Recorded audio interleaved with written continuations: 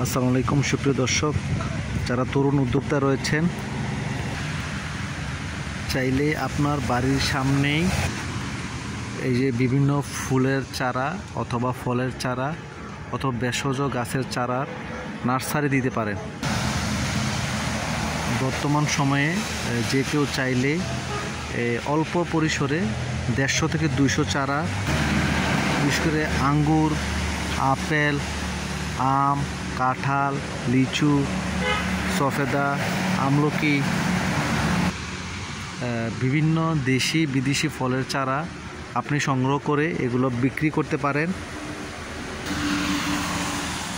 যারা তরুণ বেকার যুবক আছেন তারা কিন্তু চাইলে ছোট্ট পরিসরে অল্প জায়গার মধ্যে আম, কাঁঠাল, লিচু, জাম্বুরা, লেবু, পেয়ারা এইসব দেশি ফলের চারা বিক্রি করতে পারেন।